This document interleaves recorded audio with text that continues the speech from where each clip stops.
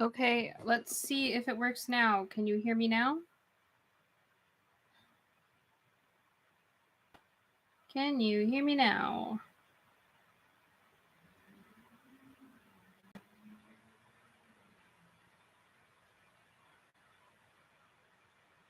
Don't know if anyone can hear me.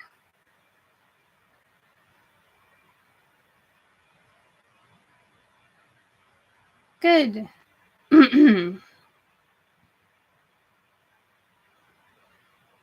Cool. I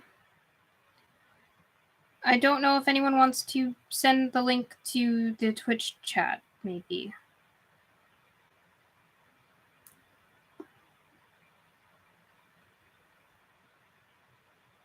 It's alright. I just gotta...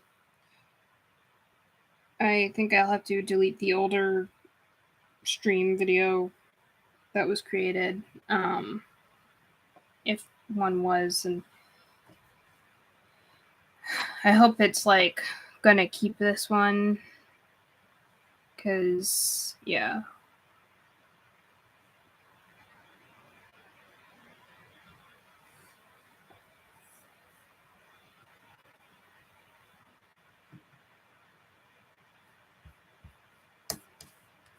Okay.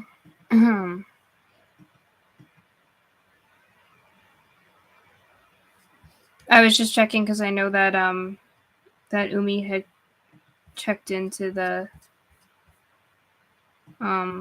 Twitch chat, and I don't know that.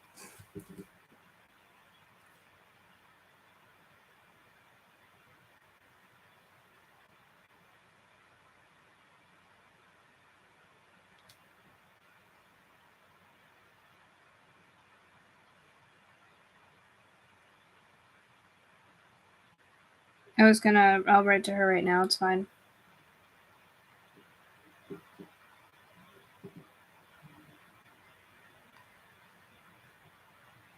Oh, thank you.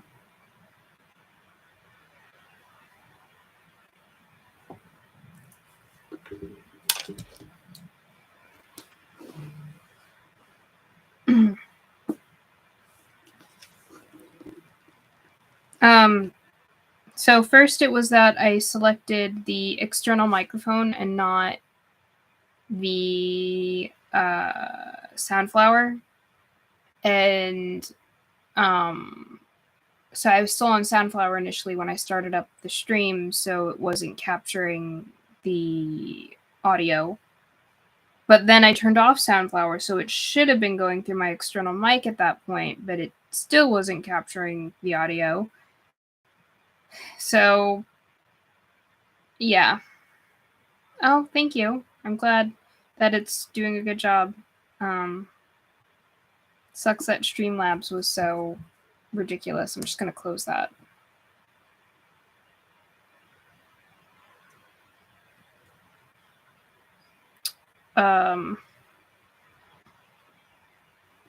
All right, well, I'm glad that we're here now.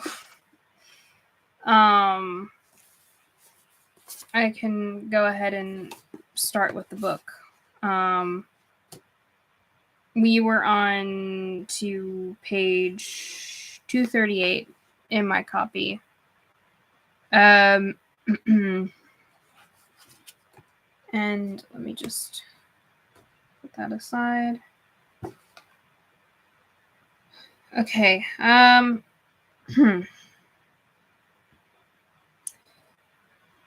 If you guys are ready to go, I'm ready to go. So just let me know.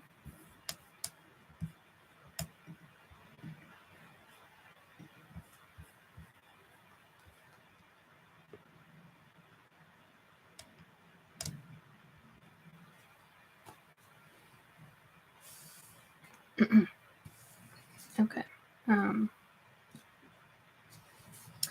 Then I can get us started. Okay. In Krakow on Wobble Hill, there are caves called the Dragon's Den, named after a long-dead dragon. These are the caves that the tourists know about.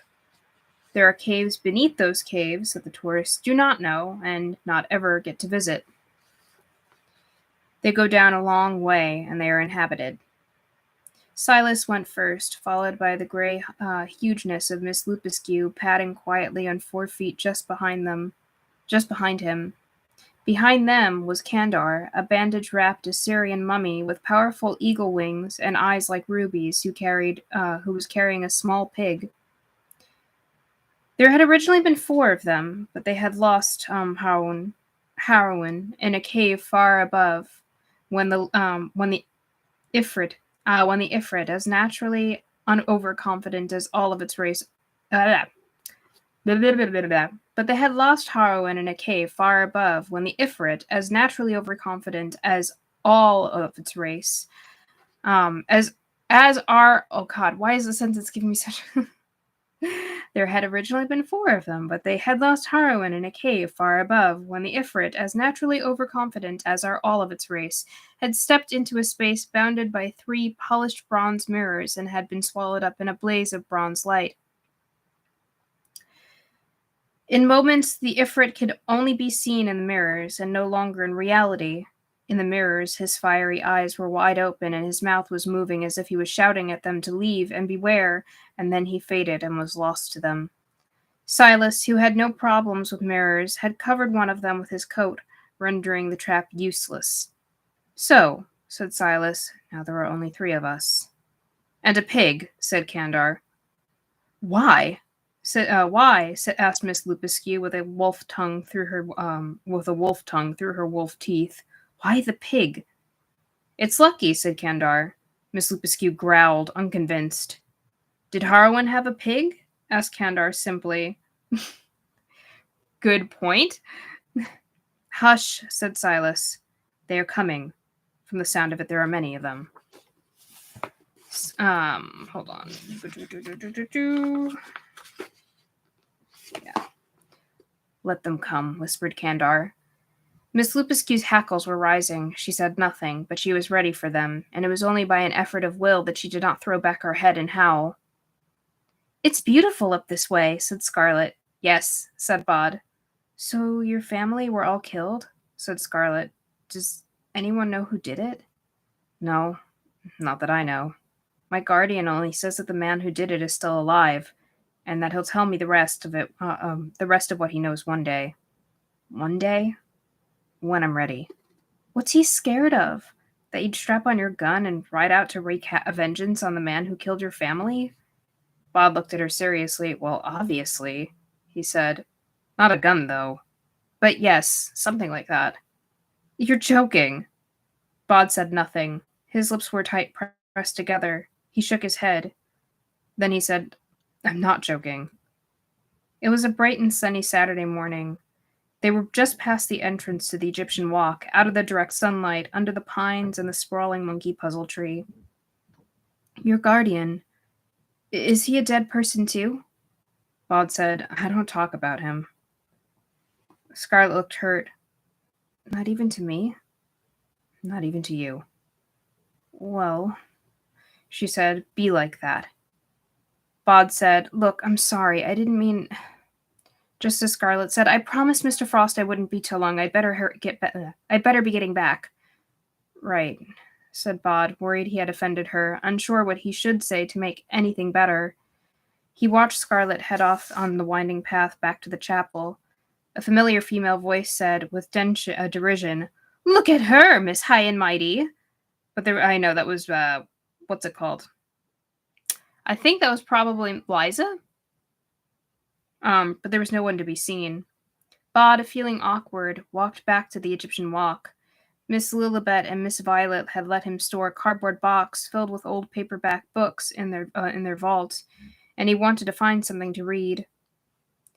Scarlet helped Mr. Frost with his grave rubbings until midday, when they stopped for lunch. He offered to buy her fish and chips as a thank you, and they walked down to the fish and chip shop at the bottom of the road, and as they walked back up the hill, they ate their steaming fish and chips, drenched in vinegar and glittering with salt, out of paper bags.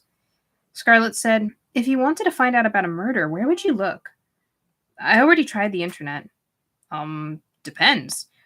What kind of murder are we talking about? Something local, I think. About 13 or 14 years ago, a family was killed around here. Oh, crikey, said Mr. Frost. This really happened?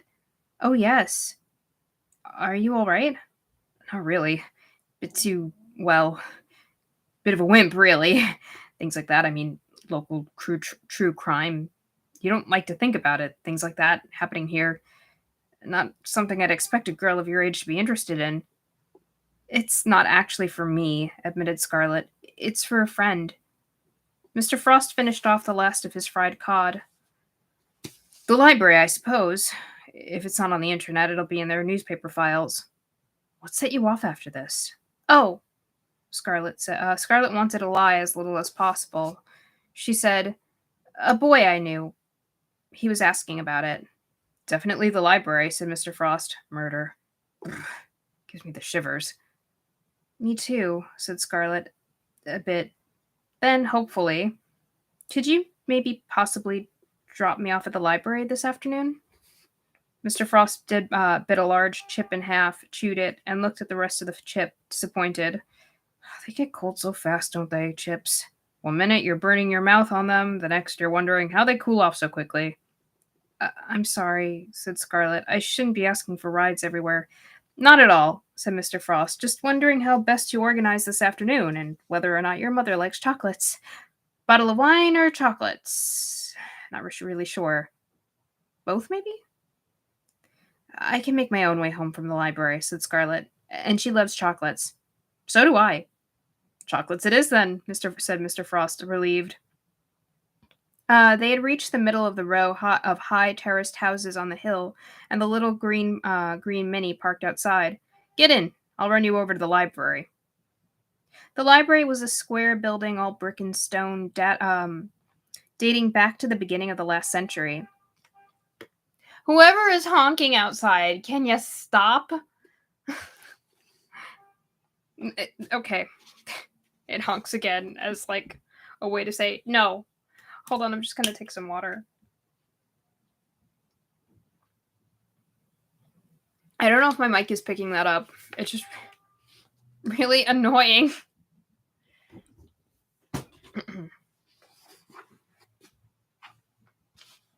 Okay. All right, so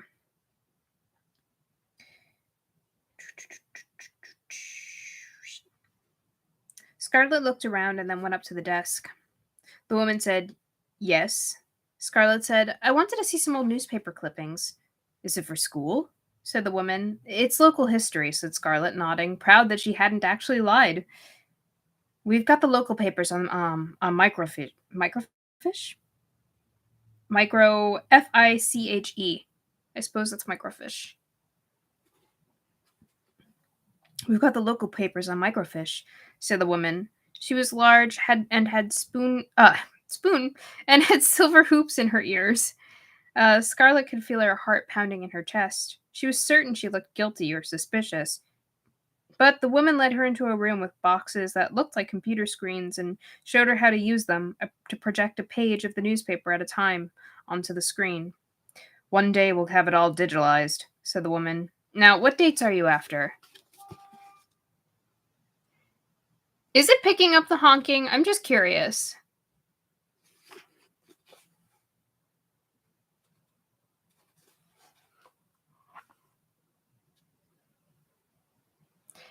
It's like if you're waiting for someone and they're not answering, maybe try texting them or something. If you've honked like 10 times and you still haven't gotten an answer, I'm pretty sure that person's busy. Just like text them. We have cell phones now. About 13 or 14 years ago, said Scarlet. I can't be more specific than that. I'll know it when I see it. The woman gave Scarlet a small box with 5 years' worth of newspapers and microfilm in it. "Go wild," she said. Scarlet assumed that the murder of a family would have been front page news, but instead, when she eventually found it, it was almost buried on page 5. It had happened in October, 13 years earlier. There was no color in the article, no description, just an understated list of events. Architect Ronald Dorian, 36, his wife Carlotta, 34, a publisher, and their daughter Misty, 7, were found dead at 33 Dunstan Road. Foul play is suspected. A police spokesman said that it was too early to comment at this stage of their investigations, but that significant leads are being followed. There was no mention of how the family died and nothing about a missing baby. In the weeks that followed, there was no follow-up, and the police did not ever comment, not that Scarlett could see. But that was it. She was certain, 33 Dunstan Road. She knew the house. She had been there. She returned the box of microfilm to the front desk, thanked the librarian, and walked home in the April sunshine. Her mother was in the kitchen cooking, not entirely successfully, judging from the smell of the burnt bottom of the saucepan that filled most of the flat. Scarlett retreated to her bedroom and opened the windows wide to let the burnt smell out, and then she sat on her bed and made a phone call. Hello? Mr. Frost? Scarlett, everything still all right for this evening? How's your mother? Oh, it's all under control, said Scarlett, which was what her mother had said when she had asked. Mr. Frost, how long have you lived at your house? Ooh, is he living in the house now?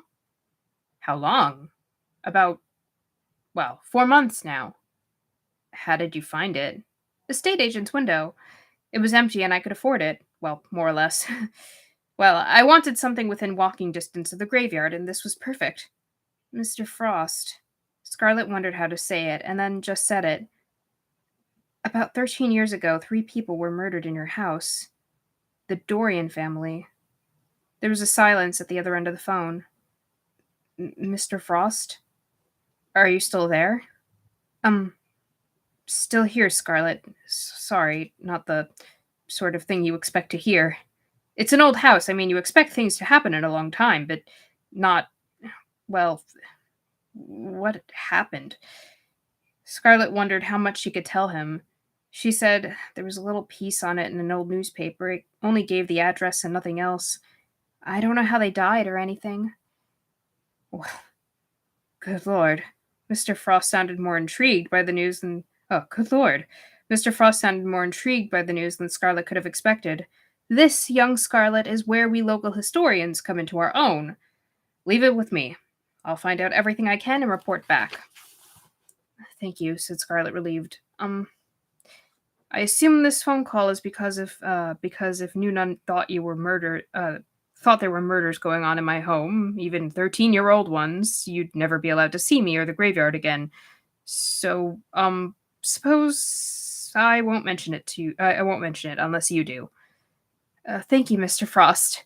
See you at 7. With chocolates.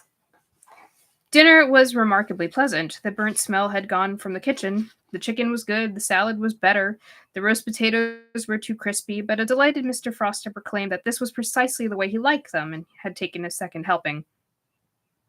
The flowers were popular. The chocolates, which they had for dessert, were perfect, and Mr. Frost sat and talked and then watched television with them until about 10 p.m. when he said that he needed to get home. Time, tide, and historical research wait for no man, he said. He shook Nuna's hand with enthusiasm, winked at Scarlett conspiratorially, and was out the door. Scarlett tried to find Bod in her dreams that night. She thought of him as she went to sleep, imagined herself walking the graveyard looking for him. But when she did dream, it was of wandering around Glasgow city centre with her friends and her old school. They were hunting for a specific street, but all they found was a succession of dead ends, one after another. Deep beneath the hill in Krakow, and the deepest vault beneath the caves they called the Dragon's Den, Miss Lupescu stumbled and fell. Silas crouched beside her and cradled Miss Lupescu's head in his hands. There was blood on her face, and some of it was hers. You must leave me, she said. Save the boy. She was halfway now, halfway between Grey Wolf and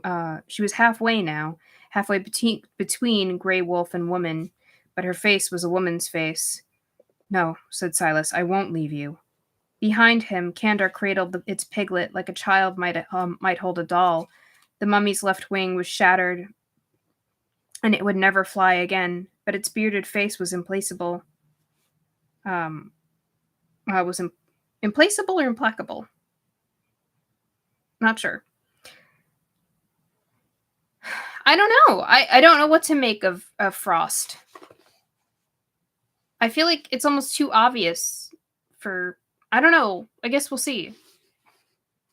Where are we? Ah, yes. They will come back, Silas, Miss Lupuscu whispered. Too soon the sun will rise. Then, said Silas, we must deal with them before they are ready to attack. Can you stand? I am one of the hounds of God, said Miss Lupuscu. I will stand. She lowered her face into the shadows, flexed her fingers. When she raised her head again, it was a wolf's head. She put her front paws down on the rock and laboriously pushed herself up into a standing position. A gray wolf, bigger than a bear, her coat and muzzle flecked with blood. She threw back her head and howled, a howl of fury and of challenge. Her lips curled back from her teeth, and she lowered her head once more. Now, growled Miss Lupuscu, we end this. Yeah, I thought in the end that it was probably implacable. Late on Sunday afternoon, the telephone rang. Scarlett was sitting downstairs, laboriously copying faces from the manga she had been reading onto scrap paper. Her mother picked up the phone. Funny, we were just talking about you, said her mother, although they hadn't been. It was wonderful, her mother continued. I had the best time. Honestly, it was no trouble. The chocolates? Oh, they were perfect. Just perfect. I told Scarlett to tell you any time you want a good dinner, you just let me know. And then, Scarlett? Yeah, she's here. I'll put her on. Scarlett! I'm here, Mum, said Scarlett. You don't have to shout. She took the phone. Mr. Frost? Scarlett? He sounded excited. The thing we were talking about. The thing that happened in my house. You can tell this friend of yours that I found out, listen, when you say a friend of yours, did you mean it in the sense of we're actually talking about you, or is there a real person if it's not a personal question? I've got a real friend who wants to know, said Scarlett, amused. Her mother shot her a puzzled look. Tell your friend that I did some digging, not literally, more like rummaging, well, a fair amount of actual looking around, and I think I might have unearthed some very real information, stumbled over something hidden. Well, not something I think we should spread around. I found things out. Like what? Asked Scarlett. Look, don't think I'm mad, but, well, as far as I can tell, 3 people were killed. One of them, the baby, I think, wasn't. It wasn't a family of 3, it was a family of 4. Only 3 of them died. Tell him to come and see me, your friend. I'll fill him in. I'll tell him, said Scarlett. She put the phone down, her heart beating like a snare. Bod walked down the narrow stone stairs for the first time in 6 years. His footsteps echoed in the chamber inside the hill. Oh, you going back to see the Sleer? He reached the bottom of the steps and waited for the Sleer to manifest. As he waited and waited, but nothing appeared, nothing whispered, nothing moved. He looked around the chamber, untroubled by the deep darkness, seeing it as the Dead Sea. He walked over to the altar stone set into the floor, where the cup and the brooch and the stone knife sat. He reached down and touched the edge of the knife. It was sharper than he had expected, and it nicked the skin of his finger. It is the treasure of the Sleer, whispered a triple voice, but it sounded smaller than he remembered, more hesitant. Bod said, You're the oldest thing here. I came to talk to you. I want advice. A pause. Nothing comes to the Sleer for advice. The Sleer guards. The Sleer waits. I know, but Silas isn't here, and I don't know who else to talk to. Nothing was said, just a silence in reply that echoed of dust and loneliness. I don't know what to do, Bod said honestly. I think I can find out about who killed my family. Who wanted to kill me. It means leaving the graveyard, though. The Sleer said nothing. Smoke tendrils twined slowly around the middle of the chamber. I'm not frightened of dying, said Bod. It's just so many people I care for have spent so much time trying to keep me safe, teaching me, protecting me. Again, silence. Then he said, I have to do this on my own. Yes. That's all then. Sorry I bothered you. It whispered into Bod's head then, in a voice that was a sleek, insinuating glide, rather. The Sleer was set to guard the treasure until our master returned. Are you our master? No, said Bod. And then, with a hopeful whine, will you be our master? I'm afraid not. If you were our master, we could hold you in our coils forever. If you were our master, we would keep you safe and protect you until the end of time, and never let you endure the dangers of this world. I am not your master. No. Bod felt the Sleer writhing through his mind. It said, then find your name. And his mind was empty, and the room was empty, and Bod was alone. Bod walked back up the stairs carefully, yet quickly. He had come to a decision and needed to act fast, while the decision still burned in his mind. Scarlet was waiting for him on the bench by the chapel. Well, she said, I'll do it. Come on, he said, and side by side they walked the path down to the graveyard gates. Number 33 was a tall house. I feel bad for the Sleer. That, one little bit there was really effective in making me feel sympathy. Number 33 was a tall house, spindly thin, in the middle of a terraced row. It was red brick and unmemorable. Bod looked at it uncertainly, wondering why it did not seem familiar or special. It was only a house, like any other. There was a small concreted space in front of it that wasn't a garden. A green mini A green mini parked on the street. The front door had once been painted a bright blue, but had been dimmed by time and the sun. Well, said Scarlet. Bod knocked on the door. There was nothing, then a clatter of feet on the stairs from inside, and the door opened to reveal an entryway and stairs. Framed in the doorway was a bespectacled man with receding gray hair, who blinked at them, then stuck out his hand at Bod and smiled nervously and said, You must be Miss Perkins's mysterious friend. Good to meet you. This is Bod, said Scarlet. Bod? A Bob? Bod, with a D, she said. Bod, this is Mr. Frost. Bod and Frost shook hands. Kettle's on, said Mr. Frost. What say we swap information over a cuppa? They followed him up the stairs to a kitchen where where he poured 3 mugs of tea, then led them into a small sitting room. The house just keeps going up, he said. The toilet's on the next floor up, and my office, and then bedrooms above that. Keeps you fit, all the stairs. They sat on a large, extremely purple sofa. It was already here when I came, and they sipped their tea. Scarlet had worried that Mr. Frost would ask Bod lots of questions, but he didn't.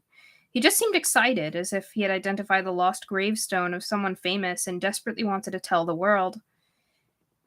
He kept moving impatiently in his chair, as if he had something enormous to impart to them, and not blurting it out immediately was a physical strain. Scarlet said, So what did you find out? Mr. Frost said, Well, you were right. I mean, this was the house where those people were killed, and I think the crime was, well, not exactly hushed up, but forgotten about. Let go. By the authorities. I don't understand, said Scarlet. Murders don't get swept under the carpet. This one was, said Frost. He drained his tea. There are people out there who have influence. It's the only explanation for that and for what happened to the youngest child. And what was that? Asked Bod. He lived, said Frost. I'm sure of it. But there wasn't a manhunt. A missing toddler normally would be national news. But they must have squashed it somehow. Who are they? Asked Bod. The same people who had the family killed. Do you know any more than that? Yes. Well, a little. Frost trailed off. I'm sorry. Look. Given what I've found, it's all too incredible. Scarlet was starting to feel frustrated. What was? What did you find? Frost looked shamefaced. You're right. I'm sorry. Getting into keeping secrets. Not a good idea. Historians don't bury things. We dig them up. Show people. Yes. He stopped, hesitated, then said, I found a letter. Upstairs. It was hidden under a loose floorboard. He turned to Bod. Young man, would I be correct in assuming your interest in this business, this dreadful business? Is personal? Bod nodded. I won't ask any more, said Mr. Frost, and he stood up. Come on, he said to Bod. Not you, though. To Scarlet, not yet. I'll show him. And if he says it's all right, I'll show you as well. Deal? Deal, said Scarlet. We won't be long, said Mr. Frost. Come on, lad. Bod stood. I don't know how I feel about this. It could be innocent. We could be being played right now. But, Bod stood up, darted a concerned look at Scarlet. It's okay, she said, and smiled at him as reassuringly as she could.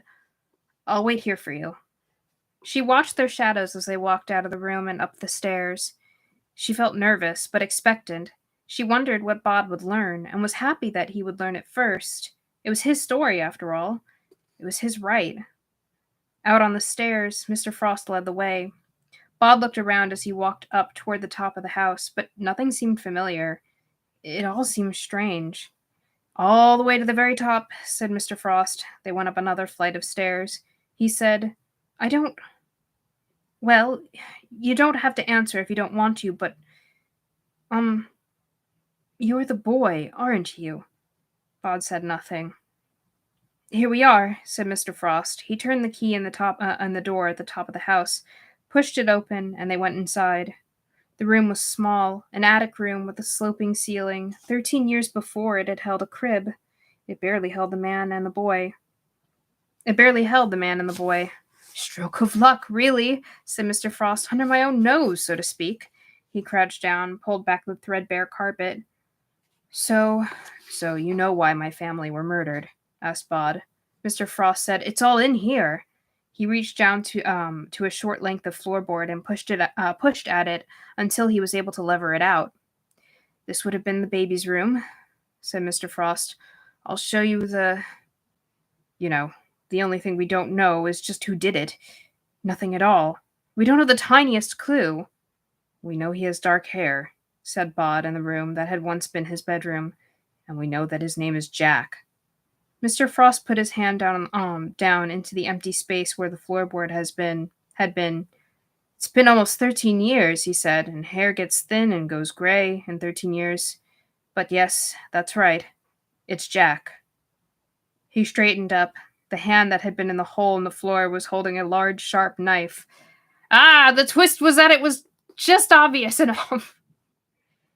Now, said the man Jack. Now, boy. Time to finish this. Bod stared at him. It was as if Mr. Frost had been a coat or a hat the man had been wearing, that he now had discarded. The affable exterior had gone. The light glinted on the man's spectacles and on the blade of the knife. A voice called up to them from further down the stairs. Scarlet's. Mr. Frost?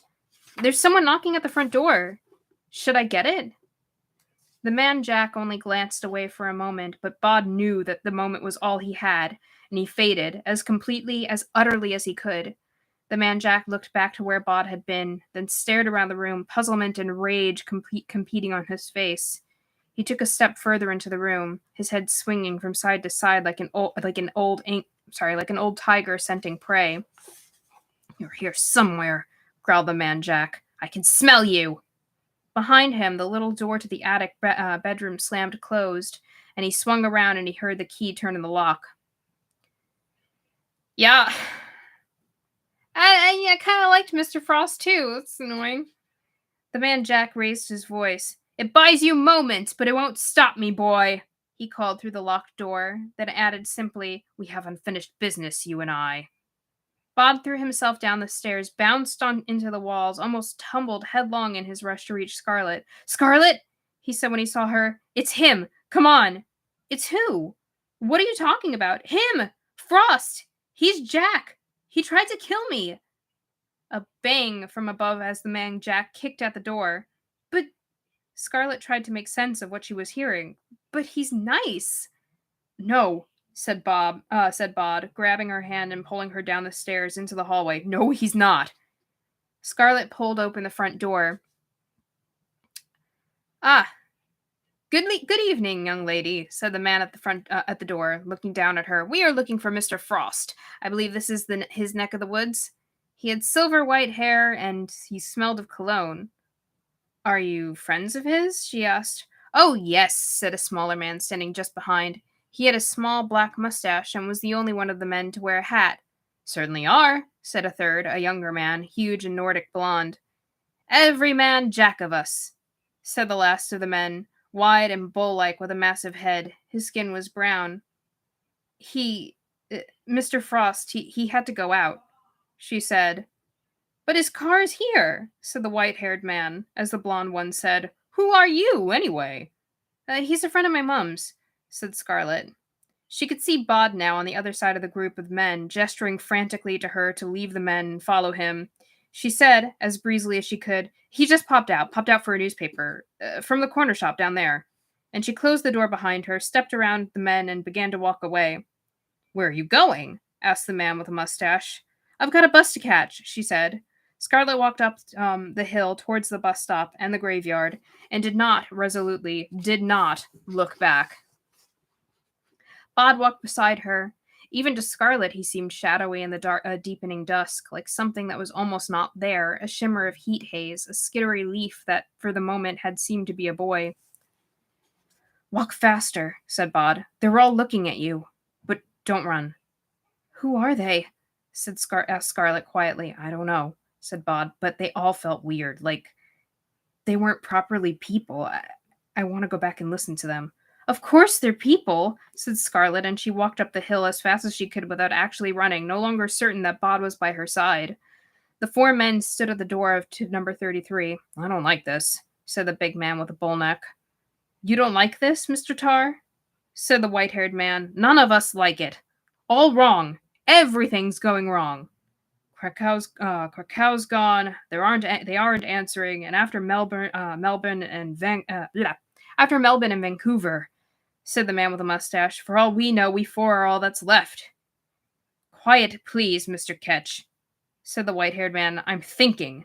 Oh, so Silas and the group are like wiping out the Jack Brigade. Sorry, sir, said Mr. Ketch, and he patted his mustache with one gloved finger, looking up the hill and down again, and whistled through his teeth. I think we should go after her, said the bull-necked man, Mr. Tar. I think you people should listen to me, said the white-haired man. I said quiet, and what I meant was quiet. Sorry, Mr. Dandy, said the blond man. They were quiet. In the silence, they could hear thumping sounds coming from high inside the house. I'm going in, said Mr. Dandy. Mr. Tar, you're with me. Nimble and Ketch, get that girl. Bring her back. Dead or alive? Asked Mr. Ketch with a smug smile. Alive, you moron, said Mr. Dandy. I want to know what she knows. Maybe she's one of them, said Mr. Tar. The ones who done for us in Vancouver and Melbourne and... Get her, said Mr. Dandy. Get her, said Mr. Dandy. Get her now. The blond man and the hat and mustache hurried up the hill. Mr. Dandy and Mr. Tar stood outside the door to number 33. Force it, said Mr. Dandy. Mr. Tar put his shoulder against the door and began to lean his weight on it. It's reinforced, he said. Protected. Mr. Dandy said, nothing one Jack can do to another that nothing one Jack can do that another can't fix. He pulled off his glove, put his hand against the door, muttered something in a language older than English. Now try it, he said. Tar leaned against the door, grunted, and pushed. This time the lock gave, and the door swung open. Nicely done, said Mr. Dandy. There was a crashing noise from far above them, up at the top of the house. The man Jack met them halfway down the stairs. Mr. Dandy grinned at him without any humor, but with perfect teeth. Hello, Jack Frost, he said. I thought you had the boy. I did, said the man Jack. He got away. Again! Jack Dandy's smile grew wider and chillier and even more perfect. Once is a mistake, Jack. Twice is a disaster. We'll get him, said the man Jack. This ends tonight. It had better, said Mr. Dandy. He'll be in the graveyard, said the man Jack. The three men hurried down the stairs. The man Jack sniffed the air. He had the scent of the boy in his nostrils, a prickle at the nape of his neck. He felt like all this had happened years before. He paused, pulled on his long black coat, which had hung in the front hall, incongruous beside Mr. Frost's tweed jacket and fawn mackintosh. The front door was open to the street, and the daylight had almost gone. This time the man Jack knew exactly which way to go. He did not pause, but simply walked out of the house and hurried up the hill towards the graveyard.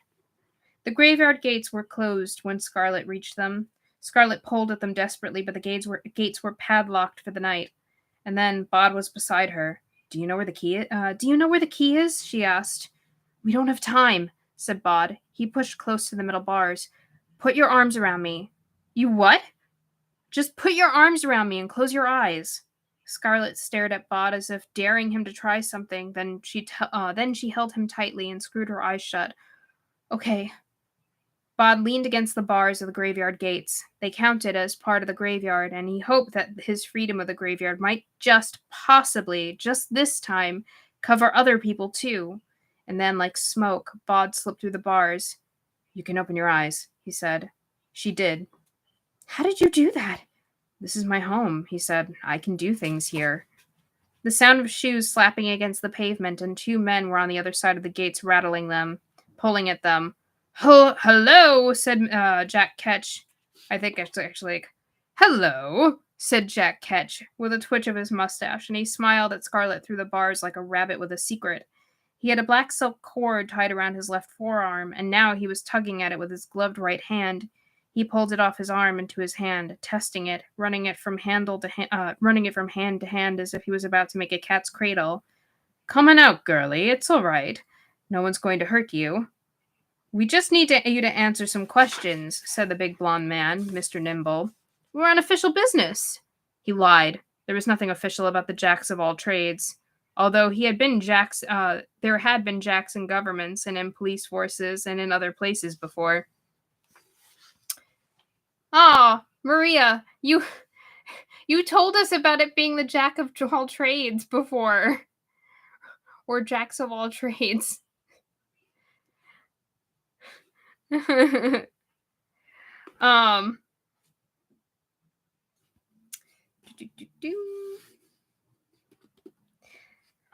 Run, said Bod to Scarlet, pulling at her hand. She ran.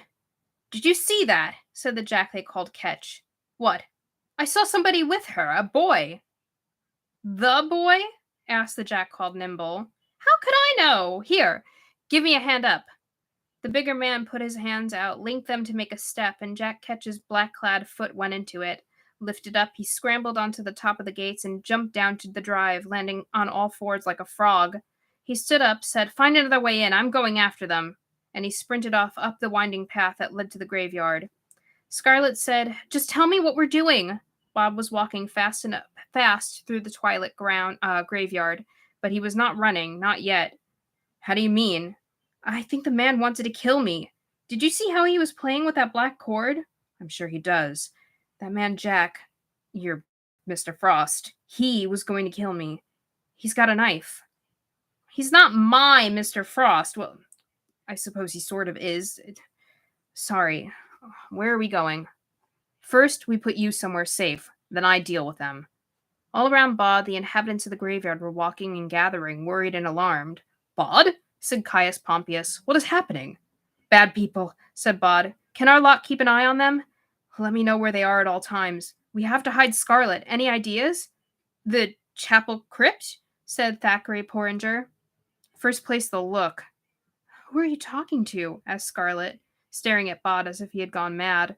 Caius Pompeius said, Inside the hill? Bod thought. Yes. Good call. Scarlet, do you remember the place where we found the Indigo Man? Kind of. A dark place. I remember there wasn't anything to be scared of. I'm taking you up there. They hurried up the path. Scarlet could tell that Bod was talking to people as he went, but could only hear his side of the conversation. It was like hearing someone talk on a phone, which reminded her, oh, my mom's going to go to spare, she said. I'm dead.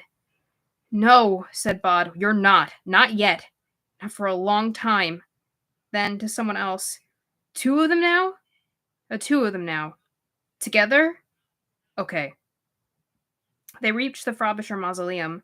The entrance is behind the bottom coffin on the left, Bod said. If you hear anyone coming and it's not me, go straight down to the very bottom. Do you have anything to make light? Yeah, a little LED thing on my keyring. Good.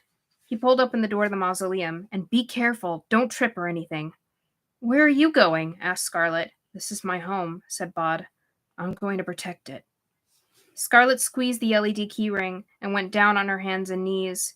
The space behind the coffin was tight, but she went through the hole into the hill and pulled the coffin back as best as she could. In the dim LED light, she could see stone steps. She stood upright and, hand on the wall, walked down 3 steps, then stopped and sat, hoping that Bod knew what he was doing, and she waited. Bod said, Where are they now?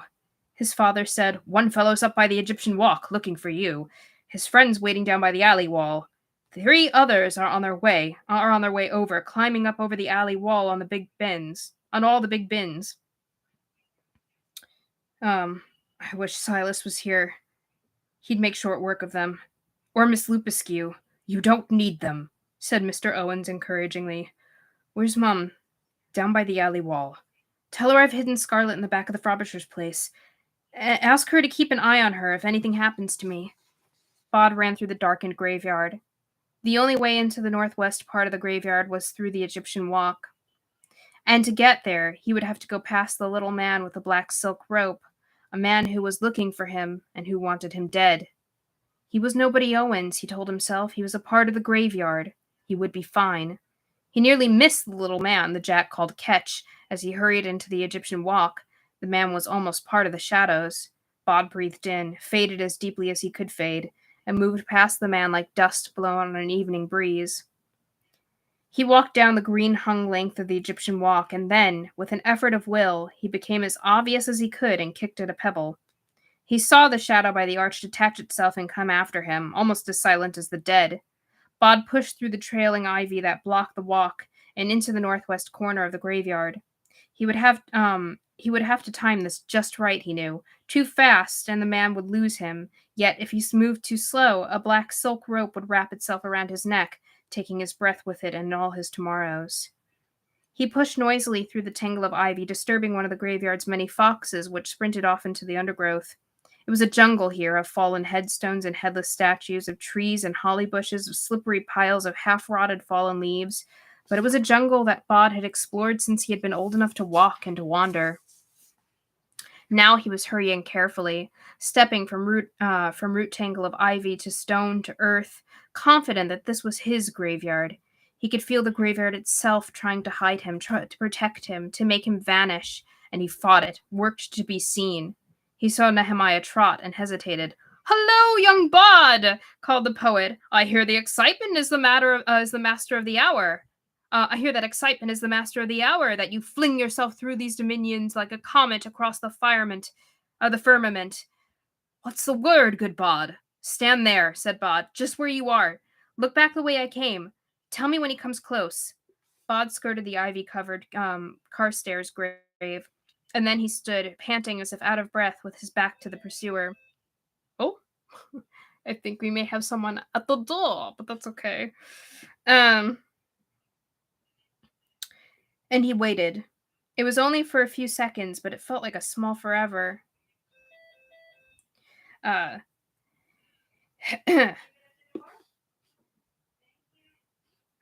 Sorry, I got distracted. "He's here, lad," said Nehemiah Trot, "about 20 paces behind you." The Jack called Ketch saw the boy in front of him. He pulled his black silk cord tight between his hands. It had been stretched around many necks over the years, and had been the end of every one of the people it had embraced. It was very soft and very strong, like invisible to X-rays. Ketch's mustache moved, but nothing else. He had his prey in his sight, and did not want to startle it. He began to advance, silent as a shadow. The boy straightened up. Jack Ketch darted forward, his polished black shoes almost soundless on the leaf mold. "He comes, lad!" called Nehemiah Trot. The boy turned around, and Jack Ketch made a leap towards him, and Mr. Ketch felt the world tumbling away beneath him. He grabbed at the world with one gloved hand, but tumbled down and down into the old grave, all of 20 feet, before crash landing on Mr. Carstairs' coffin, splintering the coffin lid and his ankle at the same time. "That's one," said Bod calmly, although he felt anything but calm. "Elegantly accomplished," said Nehemiah Trot. "I shall compose an ode. Would you like to stay and listen? It's really not a good time, Nehemiah." No time, said Bod. Where are the other men? Euphemia Horsefall said. 3 of them, and they are on the southwestern path, heading up the hill. Tom Sands said, and there's another. Right now he's just walking around the chapel. He's the one who's been all around the graveyard for the last month, but there's something different about him. Hold on. But there's something different about him. Bod said, keep an eye on the man in with Mr. Carstairs, and please apologize to Mr. Carstairs for me. He ducked under a pine branch and loped around the hill, on the paths when it suited him, off the paths, jumping from monument to stone when that was quicker. He passed the old apple tree. There's 4 of them still, said a tart female voice. 4 of them, all killers. There's 4 of them still, said a tart female voice. 4 of them and all killers, and the rest of them won't all of them fall into what? And the rest of them won't all of them fall into open graves to oblige you. I get it. Hello, Liza. I thought you were angry at me. I might be, and I mightn't, she said, nothing more than a voice, but I'm not going to let them cut you up, nohow. Then trip them for me. Trip them and confuse them and slow them down. Can you do that? Well, you runs away again. Nobody Owens, why don't you just fade and hide in your mam's nice tomb, where they'll never find you, and soon enough Silas will be back to take care of them. Maybe he will, and maybe he won't, said Bod. I'll meet you by the lightning tree. I am still not talking to you, said Liza Hempstock's voice, proud as a peacock and pert as a sparrow. Actually, you are. I mean, we're talking right now. Only during this emergency. After that, not a word. Bod made for the lightning tree, an oak that had been burned by lightning 20 years ago, and now was nothing more than a blackened limb clutching at the sky. Yeah, right? He had an idea. It was not fully formed. It depended on whether he could remember Miss Lupiskew's lessons, remember everything he had seen and heard as a child. It was harder to find the grave than he had expected. Oh, he's looking for the ghoul gate, maybe? It was harder than he expected. Even looking for it, but he found it, an ugly grave tipped at an odd angle, its stone topped by a headless, water-stained angel that had the appearance of a gargantuan fungus. It was only when he touched it and felt the chill that he knew for certain. He sat down on the grave, forced himself to become entirely visible. You've not faded, said Liza's voice. Anyone could find you. Good, said Bod. I want them to find me. More know Jack Fool than Jack Fool knows, said Liza. More know Jack Fool than Jack Fool knows, said Liza. The moon was rising. It was huge now and low in the sky. Bod wondered if it would be overdoing it if he began to whistle. I can see him! A man ran towards him, tripping and stumbling, 2 other men close behind. Bod was aware of the dead clustered around them, watching the scene, but he forced himself to ignore them. He made himself more comfortable on the ugly grave. He felt like the bait in a trap, and it was not a good feeling. The bull-like man was the first to reach the grave, followed closely by the man with the white hair, who had done all the talking, and the tall blonde man. So I'm going to take some water. My throat is giving out just a little bit.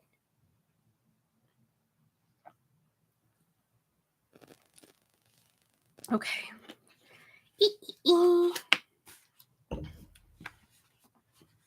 Good sophisticated warm-up noises. Okay. Bod stayed where he was. The man with the white hair said, Ah, the elusive Dorian boy, I presume. Astonishing. There's our Jack Frost hunting the whole world over, and here you are, just where he left you 13 years ago. Bod said, That man killed my family. Indeed he did. Why? Does it matter? You're never going to tell anyone. Then it's no skin off your nose to tell me, is it? The white-haired man barked a laugh. Ha! Funny boy! What I want to know is, how would you have lived in a graveyard for 13 years without anyone catching wise? I'll answer your question if you answer mine. The bull-necked man said, You don't talk to Mr. Dandy like that, little snot. I split you, I will... The white-haired man took another step forward, closer to the grave. "Hush, Jack Tar. All right, an answer for an answer. We, my friends and I, are members of a fraternal organization known as the Jacks of all Trades, or the Knaves, or by other names. We go back an extremely long way. We remember things that most people have forgotten. The old knowledge." Bod said, "Magic. You know a little magic." The man nodded agreeably, if you want to call it that. "But it is a very specific sort of magic. There's a magic you take from death. Something leaves the world, something else comes into it. You killed my family for... For what? For magic powers? That's ridiculous." "No, we killed you for protection. Long time ago, one of our people, this was back in Egypt in pyramid days, he foresaw that one day there would be a child born who would walk the borderland between the living and the dead. That if this child grew to adulthood, it would mean the end of our order and all we stand for. We had people casting nativities before London was a village. We had your family in our sights before New Amsterdam became New York. And we sent what we thought was the best and the sharpest and the most dangerous of all the Jacks to deal with you. To do it properly, so we could take all the bad juju and make it work for us instead, and keep everything tickety-boo for another 5,000 years. Only he didn't." Bod looked at the three men. "So where is he? Why isn't he here?" The blond man said, "We can take care of you. He's got a good nose on him, has our Jack Frost. He's on the trail of your little girlfriend. Can't leave any witnesses, not to something like this." Bod leaned forward, dug his hands into the wild weed grass that grew on the unkempt grave. "Come and get me," was all that he said. The blond man grinned, the bull-necked man lunged, and yes, even Mr. Dandy took several steps forward. Bod pushed his fingers as deeply as he could into the grass, and he pulled his lips back from his teeth, and he said 3 words in a language that was already ancient before the Indigo Man was born.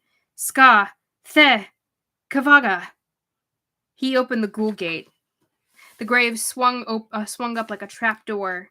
In the deep hole below the door, Bod could see stars, a darkness filled with glimmering lights. The bull man, Mr. Tar, at the edge of the hole, could not stop, and stumbled, surprised, into the darkness. Mr. Nimble jumped toward Bod, his arms extended, leaping over the hole. Bod watched as the man stopped in the air at the zenith of his spring, and hung there for a moment before he was sucked through the ghoul gate, down and down. Mr. Dandy stood at the edge of the ghoul gate on a lip of stone and looked down into the darkness beneath. Then he raised his eyes to Bod, and thin-lipped he smiled. "I don't know what you just did," said Mr. Dandy, "but it didn't work." He pulled his gloved hand out of his pocket, holding a gun pointed directly at Bod. "I should have just done this 13 years ago," said Mr. Dandy. "You can't trust other people. If it's important, you have to do it yourself." A desert wind came up from the open ghoul gate, hot and dry with grit in it. Bod said, "There's a desert down there.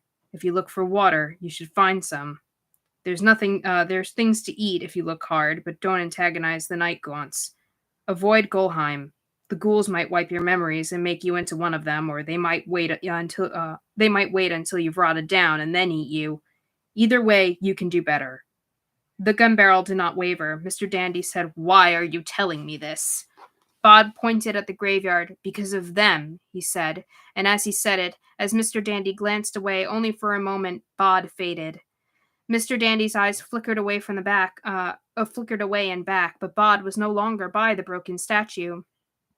From deep in the hole, something called, like the lonely wail of a night bird. Mr. Dandy looked around, his forehead a slash, his body a mass of indecision and rage. "Where are you?" he growled. "The deuce take you! Where are you?" He thought he heard a voice say, "Ghoul gates are meant to be opened and then closed again. You can't leave them opened. They want to close." The lip of the hole shuddered and shook. Mr. Dandy had been in an earthquake once years before in Bangladesh. It felt like that. The earth juddered and Mr. Dandy would have fallen into the darkness, but he caught hold of the fallen headstone, threw his arms around it, and locked on. He did not know what was beneath him, only that he had no wish to find out. The earth shook, and he felt the headstone begin to shift beneath his weight. He looked up. The boy was there, looking down at him curiously. "I'm going to let the gate close now," he said. I think if you keep holding on to that thing, it might close on you and crush you, or it might just absorb you and make you into a part of the gate. Dunno. But I'm giving you a chance, more than you ever gave my family. A ragged judder. Mr. Dandy looked up into the boy's gray eyes and he swore. Then he said, "You can't ever escape us. We're the jacks of all trades. We're everywhere. It's not over. It is for you," said Bod. "The end of your people and all you stand for, like your man in Egypt predicted. You didn't kill me. You were everywhere. Now it's all over." Then Bod smiled. "That's what Silas is doing, isn't it? That's where he is." Mr. Dandy's face confirmed everything that Bod had suspected. And what Mr. Dandy might have said to that, Bod would never know, because the man let go of the headstone and tumbled slowly down into the open ghoul gate. Bod said, "We, Carados." The ghoul gate was a grave once again, and nothing more. Something was tugging at his sleeve. Fortinbras Bartleby was looking at him. "Bod! The man by the chapel! Bod, the man by the chapel! He's going up the hill!" The man Jack followed his nose. He had left the others, not least because the stink of Jack Dandy's cologne made finding anything subtler impossible. Hold on just a second. I'm going to take more water. I hope you guys are enjoying this.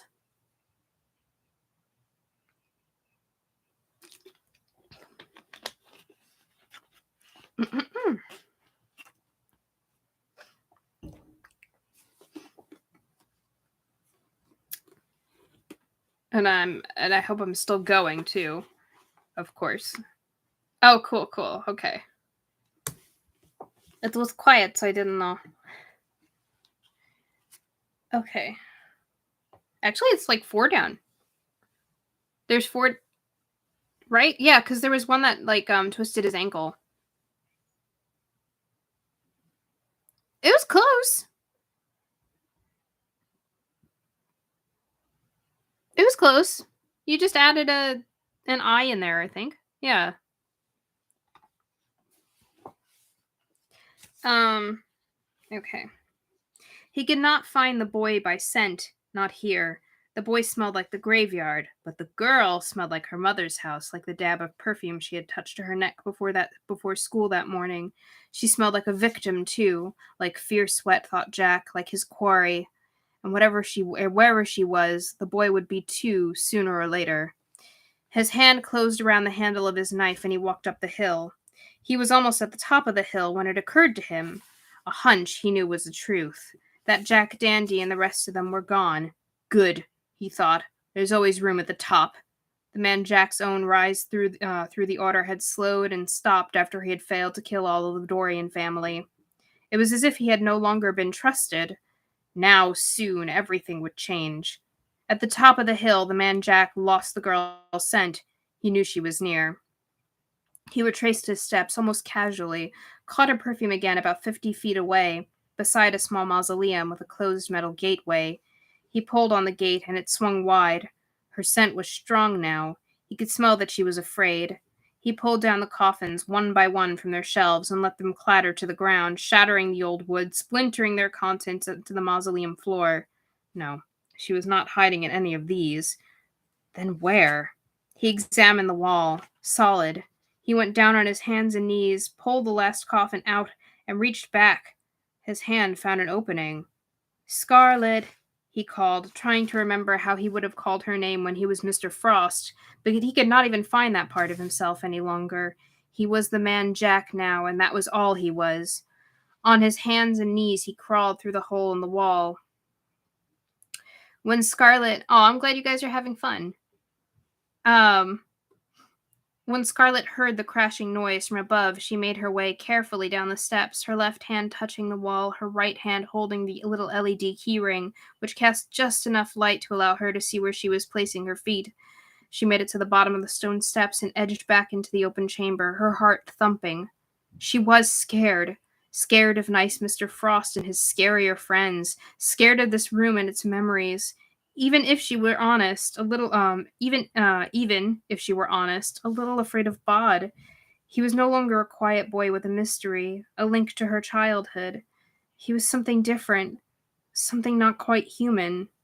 She thought, I wonder what Mom's thinking right now. She'll be phoning Mr. Frost's house over and over to find out when I'm going to be back. Going to get back, she thought. If I get out of this alive, I'm going to force her to get me a phone. It's ridiculous. I'm the only person in my year who doesn't have her own phone, practically. She thought, I miss my mom. She had not thought anyone human could move that silently through the dark, but a gloved hand closed around her mouth, and a voice that was only barely recognizable as Mr. Frost said, without emotion, Do anything clever, do anything at all, and I will cut your throat. Not if you understand me. Scarlet nodded. Bod saw the chaos on the floor of the Frobisher mausoleum, the falling coffins with their contents scattered across the aisle.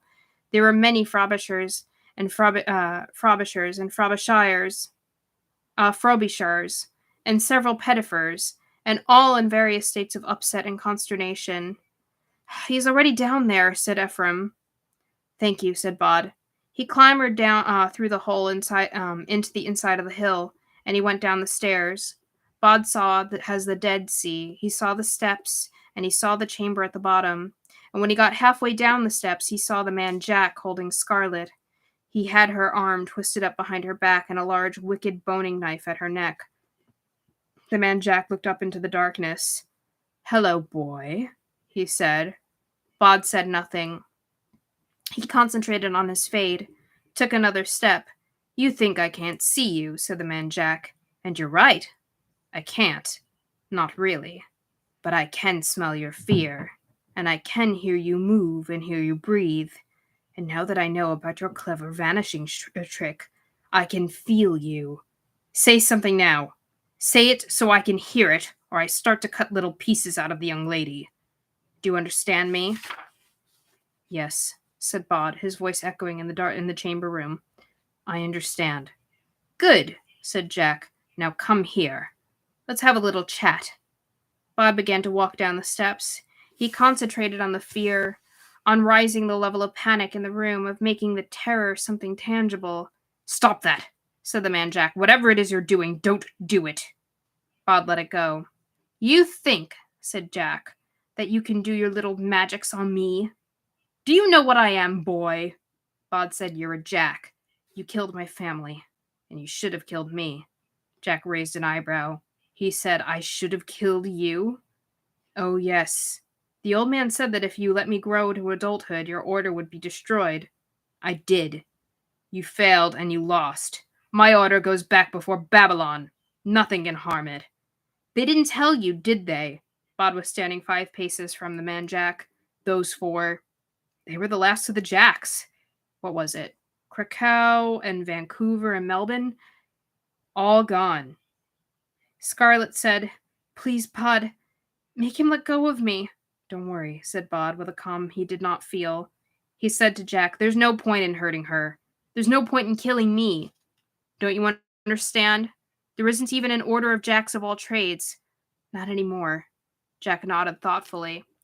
If this is true, said Jack, and if I am now a Jack all alone, then I have an excellent reason for killing you both. Bod said nothing. Pride, said the man Jack.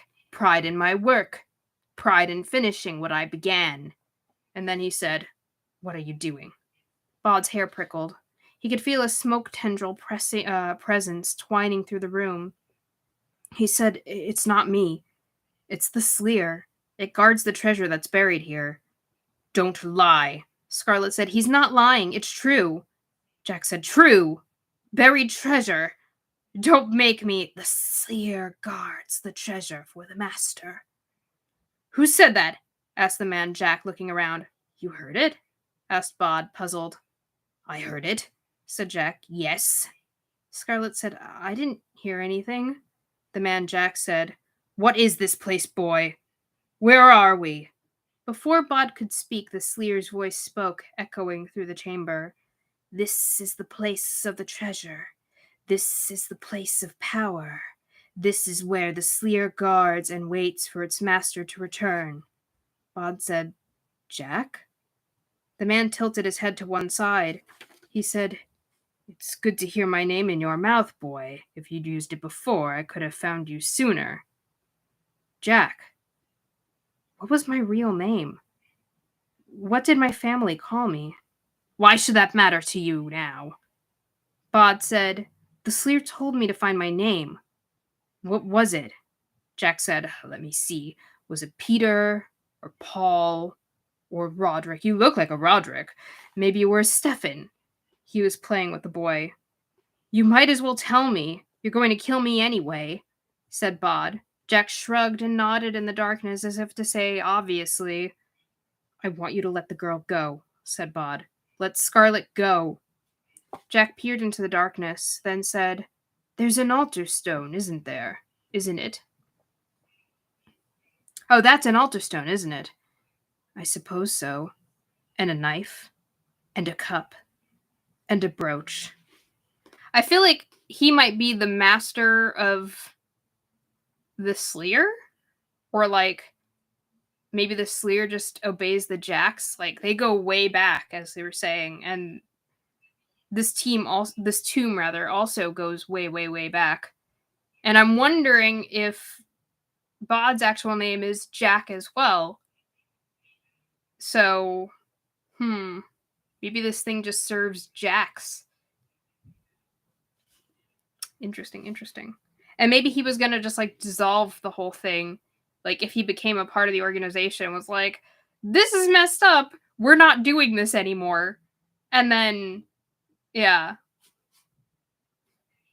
Maybe that's the danger of it. He was smiling now in the darkness. Bod could see it on his face, a strange, delighted smile that seemed out of place on that face, a smile of discovery and of understanding. Scarlet couldn't see anything but a blackness that sometimes erupted in flashes inside her eyeballs, but she could hear the delight in Jack's voice. The man Jack said, so the Brotherhood is over and the convocation is at an end. And yet, if there are no more Jacks of all trades but me, what does it matter? There can be a new Brotherhood, more powerful than the last. Power, echoed the Sleer. This is perfect, said the man Jack. Look at us. We are in a place for which my people have hunted for thousands of years, with everything necessary for the ceremony waiting for us. It makes you believe in Providence, doesn't it? Or in the massed prayers of all those Jacks who have gone before us, that at our lowest ebb we are given this. Bod could feel the Sleer listening to Jack's words, could feel a low susurrus of excitement. Nice word. Haven't heard that one before. Susurrus. A low susurrus of excitement building in the chamber. The man Jack said, I'm going to put out my hand, boy. Scarlet, my knife is still at your throat. Do not try to run away when I let go of you. Boy, you will place the cup and the knife and the brooch in my hand. The treasure of the Sleer, whispered the triple voice. It always comes back. We guard it for the master. Bod bent down, took the objects from the altar stone, and put them in Jack's opened gloved hand. Jack grinned. Scarlet, I'm going to release you. When I take the knife away, I want you to lie face down on the ground with your hands behind your head. Move or try anything, and I will kill you painfully. Do you understand? She gulped. Her mouth was dry, but she took one shaky step forward. Her right arm, which had been twisted up to the small of her back, was now numb, and she felt only pins and needles on her shoulder. She lay down, her cheek resting on the packed earth. We are dead, she thought, and it was not even tinged with emotion. It felt as if she was watching something happening to other people, a surreal drama that turned into a game of murder in the dark. She heard the noise of Jack taking hold of Bod. Bod's voice said, let her go. The man Jack's voice. If you do everything I say, I won't kill her. I won't even hurt her. I don't believe you. She can identify you. No. The adult voice seemed certain. She can't. And then it said 10,000 years and the knife is still sharp. The admiration in the voice was palpable. Boy, go and kneel on the altar stone. Hands behind your back. Now. It has been so long, said the Sleer, but all Scarlet heard was a slithering noise, as if of enormous coils winding around the chamber. But the man Jack heard. You want to know your name, boy, before I spill your blood on the stone. Bod felt the cold of the knife at his neck, and in that moment, Bod understood. Everything slowed. Everything came into focus. "I know my name," he said. "I'm Nobody Owens. That's who I am." And kneeling on the cold altar stone, it all seemed very simple. "Sleer, a Sleer," he said to the chamber. "Do you still want a master? The Sleer guards the treasure until the master returns." "Well," said Bod, "haven't you finally found the master you've been looking for?" He could sense the Sleer writhing and expanding, hear a noise like the scratching of 1,000 dead twigs, as if something huge and muscular were snaking its way around the inside of the chamber. And then, for the first time, Bod saw the Sleer. Afterwards, he was never able to describe what he had seen. Something huge, yes, something with the body of an enormous snake, but with the head of a... what? There were 3 of them. 3 heads, 3 necks. The faces were dead, as if someone had constructed dolls from parts of the corpses of humans and of animals. The faces were covered in purple patterns, tattooed in swirls of indigo, turning the dead faces into strange, expressive, monstrous things. The faces of the Sleer nuzzled the air about Jack tentatively, as if they wanted to stroke or caress him. "What's happening?" said Jack. "What is it? What does it do?" "It's called the Sleer. It guards the place. It needs a master to tell it what to do," said Bod. Jack hefted the flint knife in his hand. "Beautiful," he said to himself, and then, "Of course, it's been waiting for me. And yes, obviously I am its new master." The Sleer encircled the interior of the chamber. "Master?" it said, like a dog who had waited patiently for too long. It said, "Master?" again, as if testing the word to see how it tasted. And it tasted good, so it said it one more time with a sigh of delight and a longing. "Master." Jack looked down at Bod. 13 years ago, I missed you, and now we are reunited. The end of one order, the beginning of another. Goodbye, boy." With one hand, he lowered the knife to the boy's throat. The other hand held the goblet. "Bod," said Bod, "not boy. Bod." He raised his voice. "Sleer," he said, "what will you do with your new master?" The Sleer sighed. "We will protect him until the end of time. The Sleer will hold him in its coils forever and never let him endure the dangers of the world." "Then protect him," said Bod. "Now, I am your master. You will obey me," said the man Jack. "The Sleer has waited so long," said the triple voice of the Sleer triumphantly. "So long a time." It began to loop its huge, lazy coils around the man Jack. Jack dropped the goblet. Now he had a knife in each hand, a flint knife and a knife with a black bone handle. And he said, "Get back! Keep away from me! Don't get any closer!" He slashed out with a knife as the Sleer twined about him, and in a huge crushing movement engulfed the man Jack in its coils. Bod ran over to Scarlet and helped her up. "I want to see," she said. "I want to see what's happening." She pulled out her LED light and turned it on. What Scarlet saw was not what Bod saw. She did not see the Sleer, and that was a mercy. She saw the man Jack, though. She saw the fear on his face, which made him look like Mr. Frost had once looked.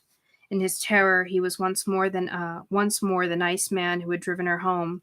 He was floating in the air, 5, then 10 feet above the ground, slashing wildly at the air with 2 knives, trying to stab something she could not see, in a display that was obviously having no effect.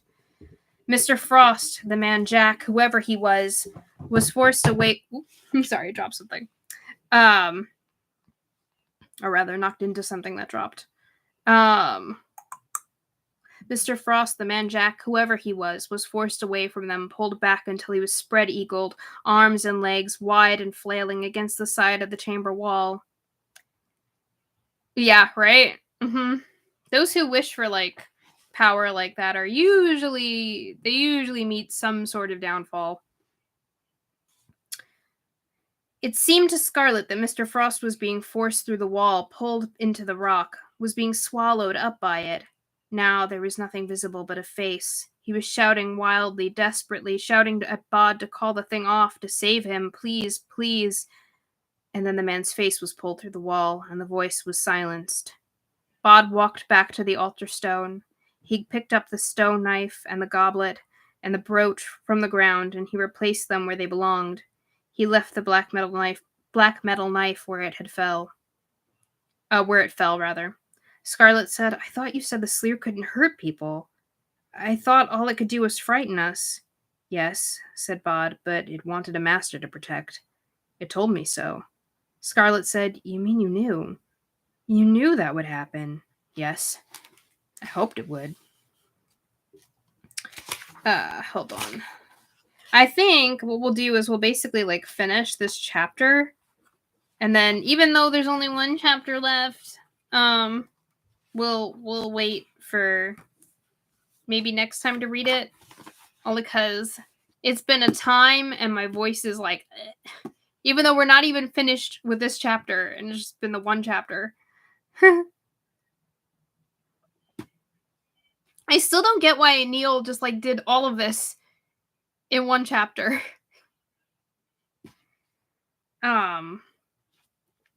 He helps her up the steps and out into the chaos of the Frobisher mausoleum. I'll need to clean this all up, said Bod casually. Scarlet tried not to look at the things on the floor. Yeah, right. They stepped out into the graveyard. Scarlet said dully once more, You knew that would happen. This time Bod said nothing. She looked at him as if unsure of what she was looking at. So you knew that the sleer would take him. Was that why you hid me down there? Was it? What was I then? Bait? Bod said, It wasn't like that. Then he said, We're still alive, aren't we? And he won't trouble us any longer. Scarlet could feel the anger and the rage welling up inside her. The fear had gone, and now all she was left with was the need to lash out, to shout. She fought the urge. And what about those other men?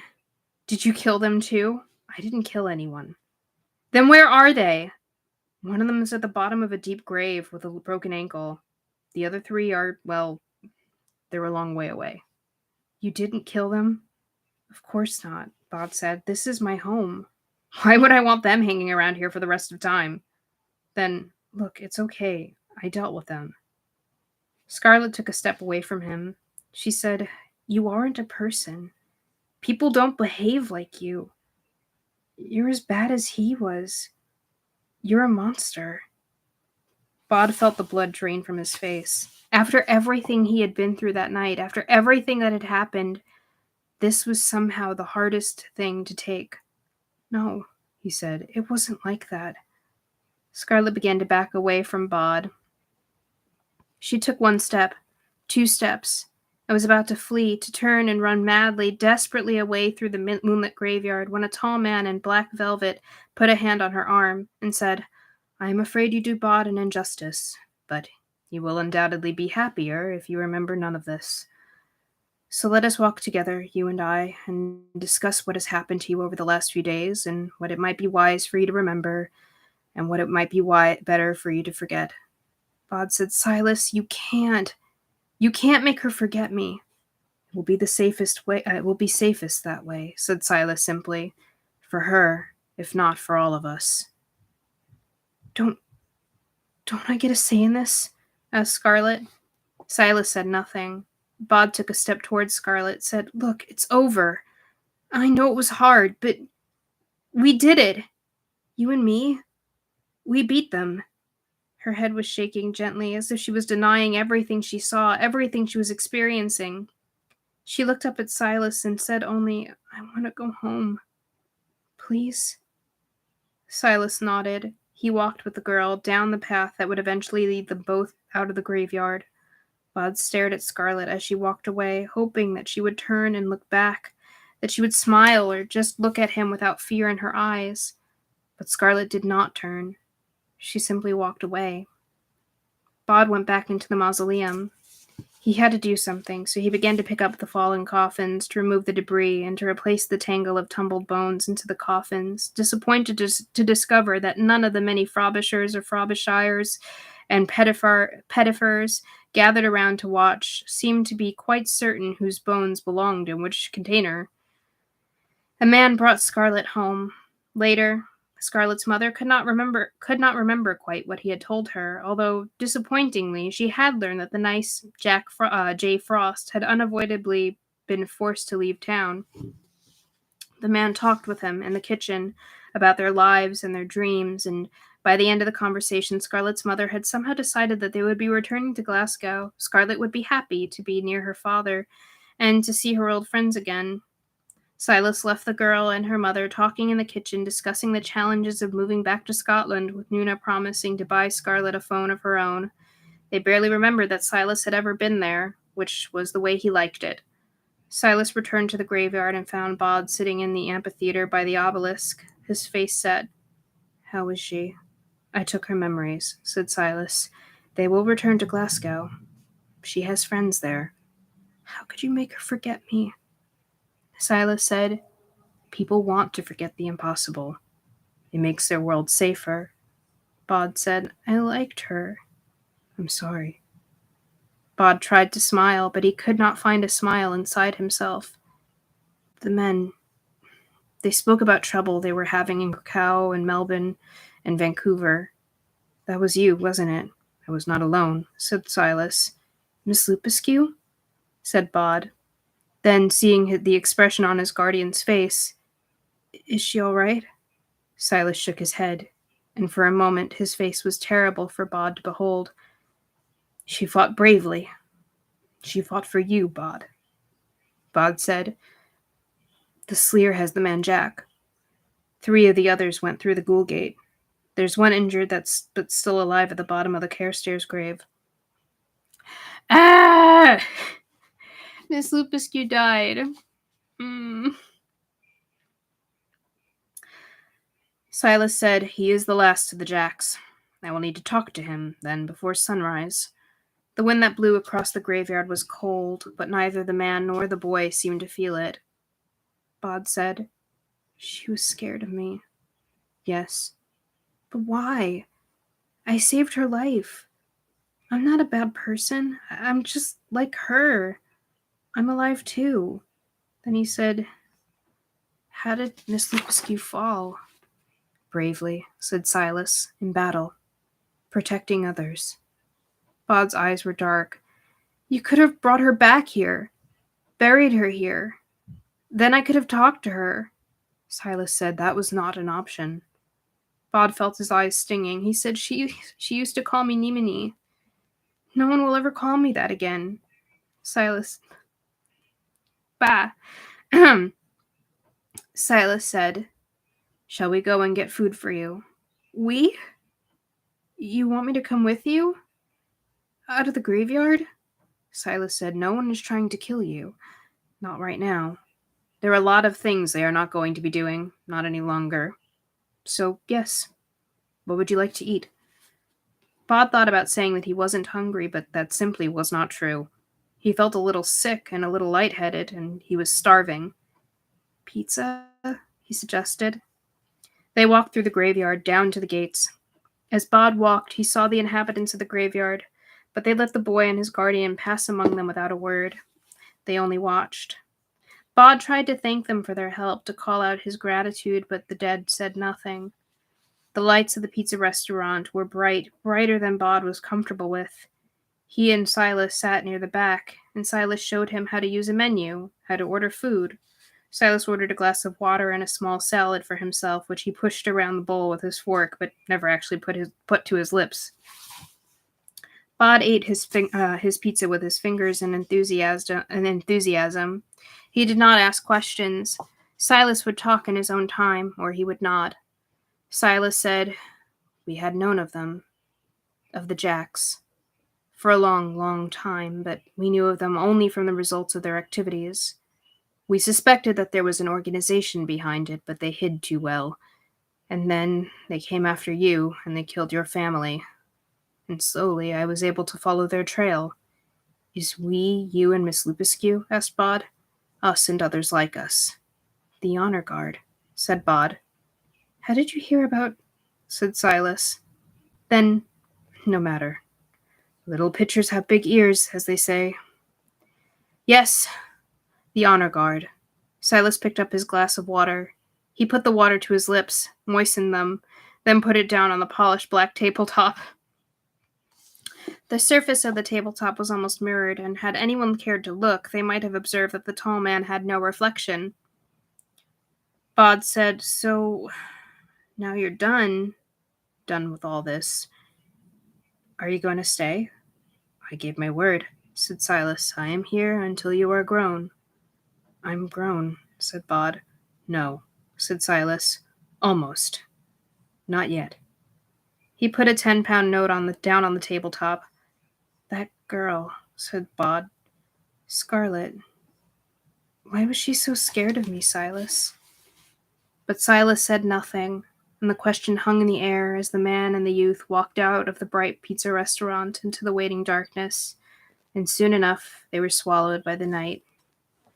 This is an interesting picture. There's like the Sleer and a piece of pizza. Let me see the next. Oh, and then there's Bod over here too on the next page. I don't know why the Sleer with a piece of pizza just makes me laugh. It's kind of a weird... Like, the Sleer looks terrifying, exactly as it's described. But then there's pizza, and it looks like the Sleer is just after pizza.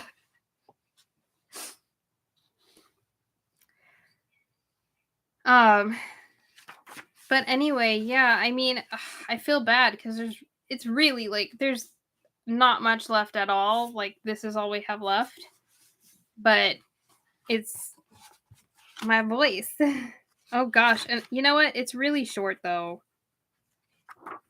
It's really, really short, so maybe I will read it. It's like up to page 307. So we're here at page 295, and it goes up to page 307. So maybe I will just read it. If you guys are okay with staying, just let me know. And we can go ahead and do that. I'm okay with it if you'd like. Yeah, I can do that. Hold on.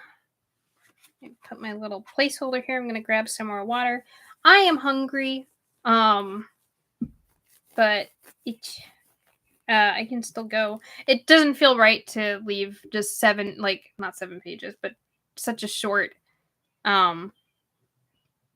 just a short passage for next time. So it makes sense for me to just do it now. Hold on. Let me just have my water. Oh, I mean, sometimes that happens.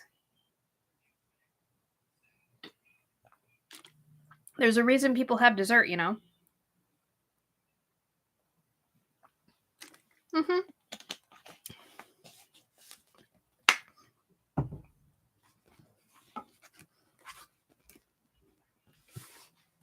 Itchy. Sorry. Okay. Strawberry sounds nice. Okay. Okay, so we're on chapter 8.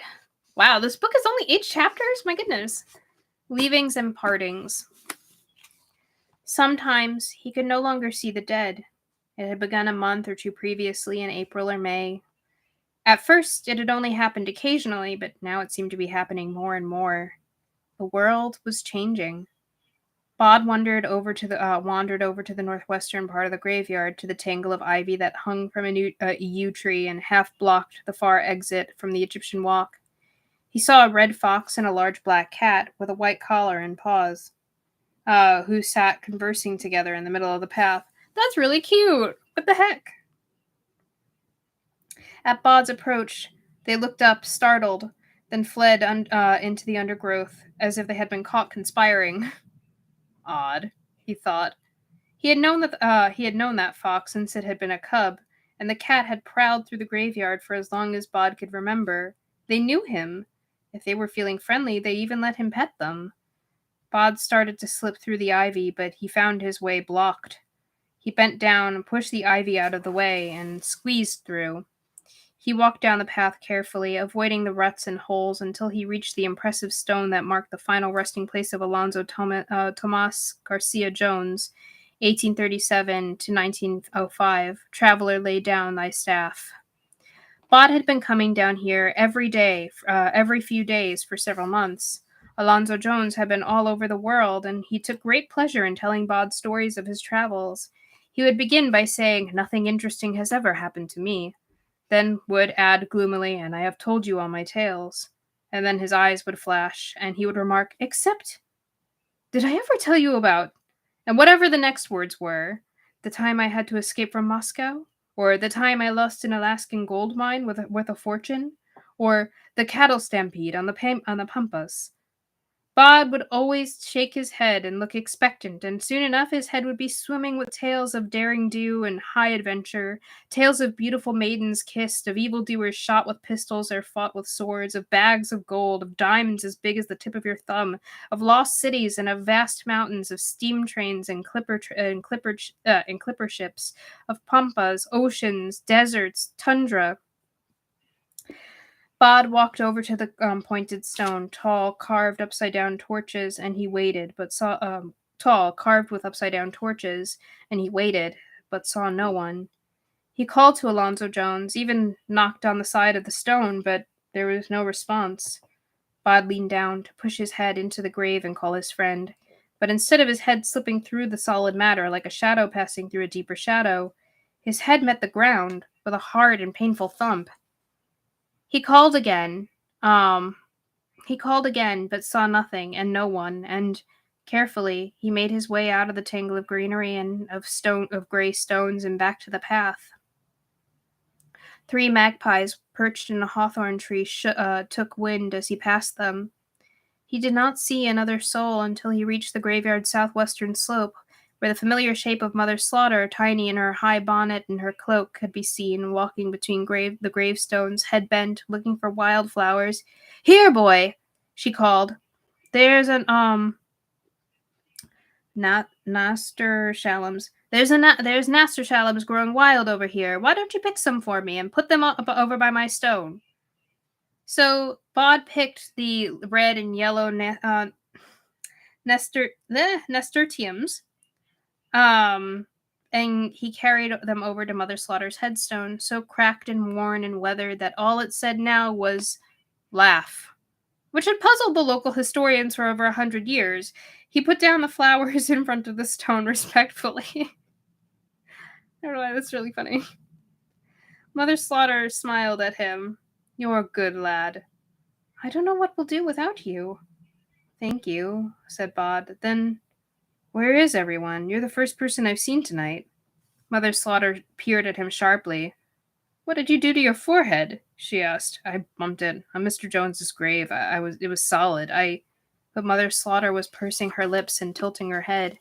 Bright old eyes scrutinized Bod from beneath her bonnet. "I called you boy, didn't I? But time passes in the blink of an eye, and it's a young man you are now, isn't it? How old are you?" "About 15, I think. Though I still feel the same as I always did," Bod said, but Mother Slaughter interrupted, "And I still feels like I done when I was a tiny slip of a thing, making daisy chains in the old pasture. You're always you, and that don't change, and you're always changing, and there's nothing you can do about it." She sat down on her broken stone and said, "I remember you the night you came here, boy. I says, we can't let the little fellow leave, and your mother agrees, and..." Hey, didn't she argue against him staying initially? People remember things wrong. "And your mother agrees, and all of them start argufying and whatnot until the lady on the gray rides up. 'People of the graveyard,' she says, 'listen to Mother Slaughter. Have you not got any charity in your bones?' And then all of them agreed with me." She trailed off, shook her little head. "There's not much happens here to make one day unlike the next. The seasons change. The ivy grows. Stones fall over. But you coming here, well, I'm glad you did, that's all." She stood up and pulled a grubby piece of linen from her sleeve, spat on it, and reached up as high as she could and scrubbed the blood from Bod's forehead. "There, that ought to make you look presentable," she said severely, "seeing as I don't know when I'll next see you anyway. Keep safe." Feeling discomfited in a way he could not remember having felt before, Bod made his way back to the Owens' tomb and was pleased to see both of his parents waiting for him beside it. As he got closer, his pleasure turned into concern. Why did Mr. and Mrs. Owens stand like that, arranged on each side of the tomb like characters from a stained glass window? He could not read their faces. His father took a step forward and said, "Evening, Bod. I trust you are keeping well." "Tolerably well," said Bod, which was what Mr. Owens always said to his friends when they asked him the same question. Mr. Owens said, "Mistress Owens and I spent our lives wishing that we had a child. I do not believe that we could have ever had a better young man than you, Bod." He looked up at his son with pride. Bod said, "Well, yes, thank you, but..." He turned to his mother, certain he could get her to tell him what was happening, but she was no longer there. "Where did she go?" "Oh, yes." Mr. Owens seemed ill at ease. Betsy, there's times when, well, you don't know what to say, you know?" "No," said Bod. "I expect Silas is waiting for you," said his father, and then he was gone. It was past midnight. Bod began to walk toward the old chapel. The tree that grew out of the gutter on the spire had fallen in the last storm, taking a handful of the slate black roof tiles with it. Bod waited on the gray wooden bench, but there was no sign of Stylus. I'm sorry, Stylus. What? No sign of Stylus. No sign of Silas. The wind gusted. It was late on a summer's night when the twilight lasts forever, and it was warm, but still, Bod felt goose pimples rising on his arms. A voice by his ear said, "Say you'll miss me, you lumpkin." "Liza?" said Bod. He had not seen or heard from the witch girl for over a year, not since the night of the Jacks of all trades. "Where have you been?" "Watching," she said. "Does a lady have to tell everything she does?"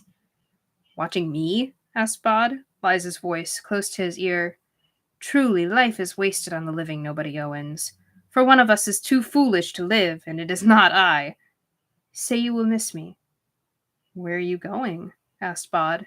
Then, "Of course I will miss you, wherever you go." "Too stupid," whispered Liza Hemstock's voice, and he could feel the touch of her hand on his head. "Too stupid to live." The touch of her lips against his cheek, against the corner of his lips. She kissed him gently, and he was too perplexed, too utterly wrong-footed to know what to do. Her voice said, "I will miss you too. Always." A breath of wind ruffled his hair. If it was not the touch of her hand, and then he was, he knew, alone on the bench.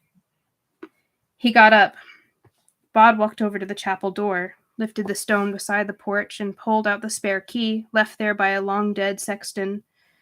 He unlocked the big wooden door without even testing to see if he could slip through it. It creaked open, protesting. The inside of the chapel was dark, and Bod found himself squinting as he tried to see. "Come in, Bod." It was Silas's voice. "I can't see anything," said Bod. "It's too dark." "Already?" said Silas. He sighed. Bod heard a velvet rustle, then a match was struck, and it flamed and was used to light two huge candles that sat on great carved wooden candlesticks at the back of the room. In the candlelight, Bod could see his guardian standing beside a large leather chest, of the kind they call a steamer trunk, big enough that a tall man could have curled up and slept inside it. Beside it was Silas's black leather bag, which Bod had seen before, on a handful of occasions, but which he still found impressive. The steamer trunk was lined with whiteness. Bod put a hand up into the empty trunk, touched the silk lining, touched dry earth. "Yeah, I know. It's really sad. I don't like this. I don't like how he has no idea what's happening." "He's just gonna be, left alone." "Is this where you sleep?" he asked. "When I am far from my house, yes," said Silas. Bod was taken aback. Silas had been here for as long as he could remember and before. "Isn't this your house? Your home?" Silas shook his head. "My house is a long, long way away from here," said Silas. "That is, if it's still habitable. There have been problems in my native land, and I am far from certain for what I will find on my return." "You're going back?" asked Bod. Things that had been immutable were changing. "You're really leaving?" "But You're my guardian. I was your guardian. But you are old enough to guard yourself. I have other things to protect.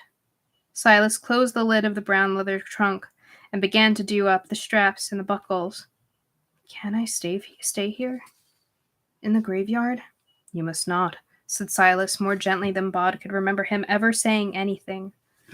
All the people here have had their lives, Bod, even if they were short ones. Now it's your turn. You need to live. Can I come with you? Silas shook his head. Will I see you again? Perhaps. There was kindness in Silas's voice, and something more. And whether you see me or not, I have no doubt that I will see you.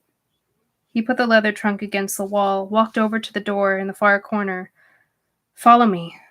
Bod walked behind Silas, followed him down the small spiral staircase to the crypt. I took the liberty of packing a case for you, Silas explained as they reached the bottom. On top of the box of mildewed hymn books was a small leather suitcase, a miniature twin to Silas's own. Your possessions are all in there, said Silas. Bod said, Tell me about the honor guard, Silas. You're in it. Miss Lupescu was. Who else? Are there a lot of you? What do you do? We don't do enough, said Silas. And mostly we guard the borderlands. We protect the borders of things. What kind of borders?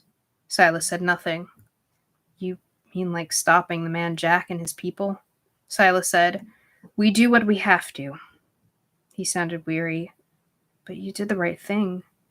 I mean, stopping the Jacks. They were terrible. They were monsters. Silas took a step closer to Bod, which made the youth tilt back his head to look up at the tall man's pale face. Silas said, I have not always done the right thing. When I was younger, I did worse things than Jack. Worse than any of them. I was the monster then, Bod, and worse than any monster. It did not even cross Bod's mind to wonder if his guardian was lying or joking. He knew that he was being told the truth. He said, But you aren't that any longer, are you? Silas said, People can change, and then fell silent. Bod wondered if his guardian, if Silas, was remembering. Then, it was an honor to be your guardian, young man. His hand vanished inside his cloak, reappeared holding a battered old wallet. This is for you. Take it. Bod took the wallet, but did not open it.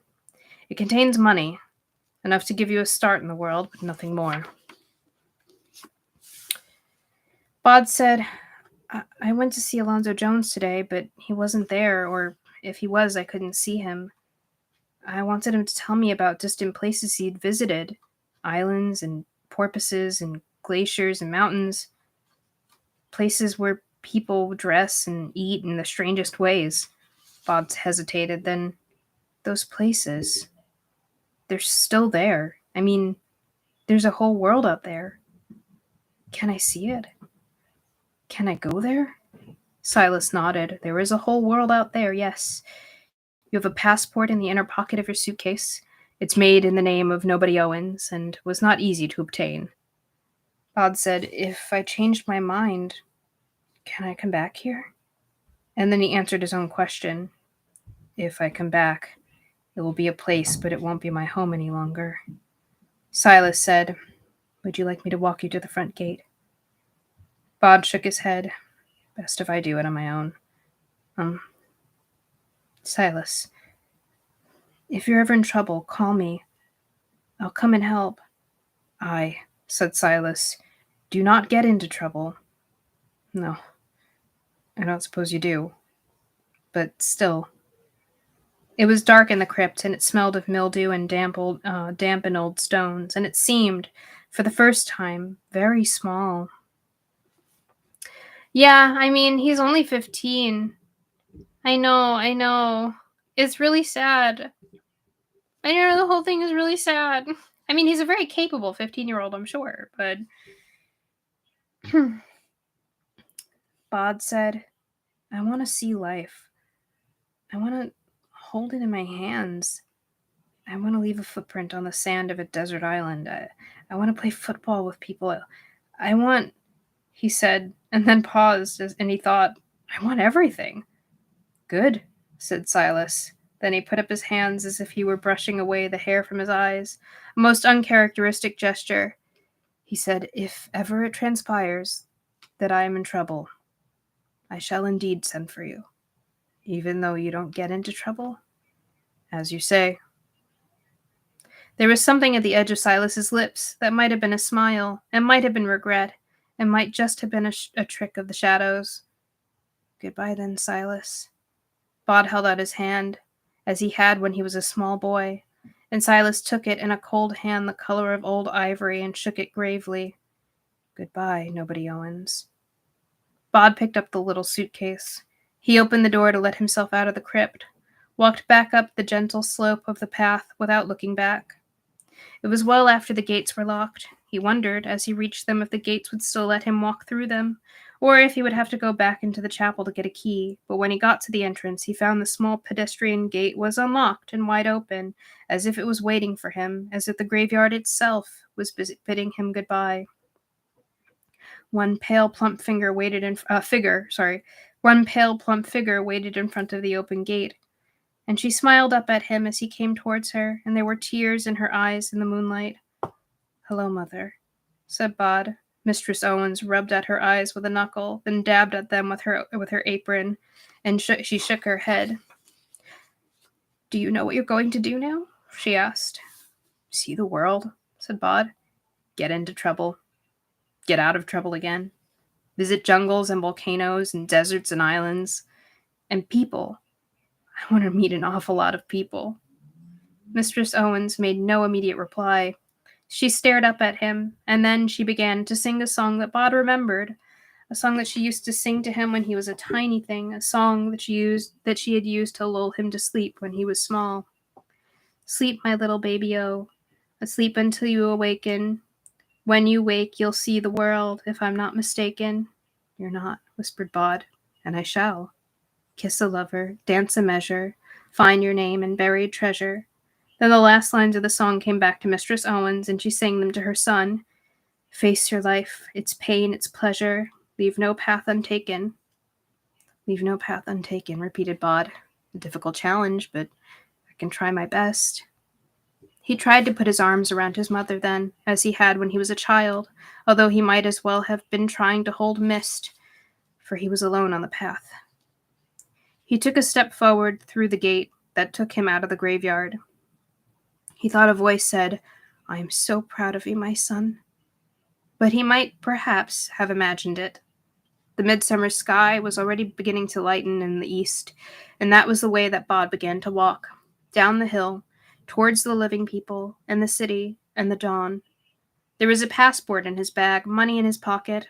There was a smile dancing on his lips, although it was a wary smile, for the world is a bigger place than a little graveyard on a hill, and there would be dangers in it, and mysteries, new friends to make, old friends to rediscover, mistakes to be made, and many paths to be walked before he would, finally, return to the graveyard or ride with the lady on the broad back of her great gray stallion. But between now and then, there was life, and Bod walked into it with his eyes and his heart wide open. And then the last bit here has the Grey Lady.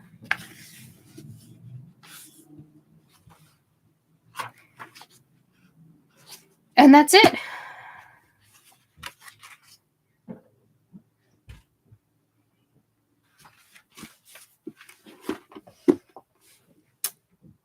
What'd you guys think?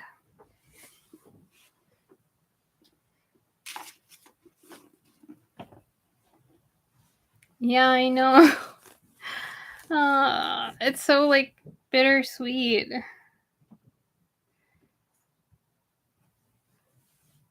It's okay. I think that's a good way to sum up how everyone's feeling right now.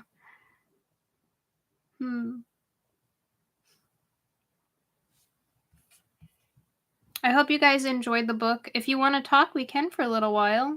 Do you have anything that, like what was your favorite part? Did you have a favorite character? I really like Bod. It's very rare for me to, like, really like a main character as, like, one of my favorite characters, I find.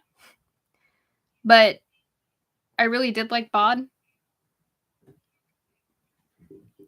Yeah. Um, favorite parts. I really liked him getting back at the bullies the last time we read, but I also really liked um the what's it called? The trail, like the adventure through the Ghoul Gate. Yeah, I really liked Miss Lupuscu as well. I don't think there's anybody that like I really didn't like in the story. I know, me too. I'm sad that she became so fearful.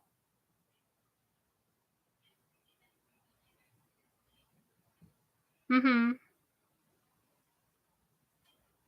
No, I didn't like the bullies. That's true.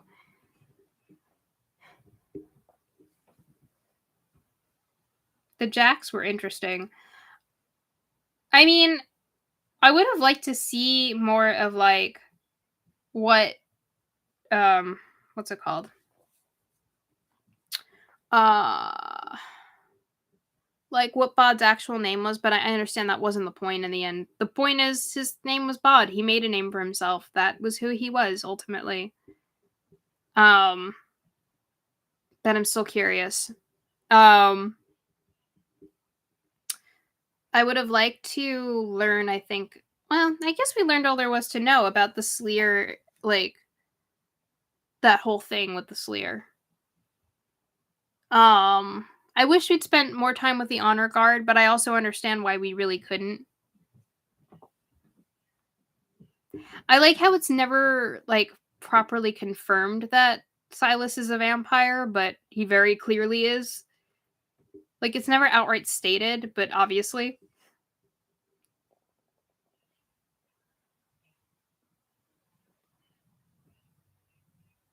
Yeah. Um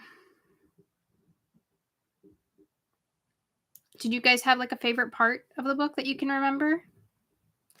The dance macabre also makes me think of um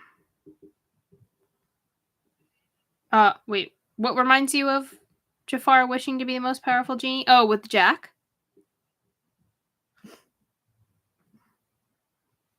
What do you mean? Yeah, I mean it was just like a great book. Like the whole thing was such a great ride. Mhm, mhm. Yeah. Phenomenal cosmic power. Itty bitty living space.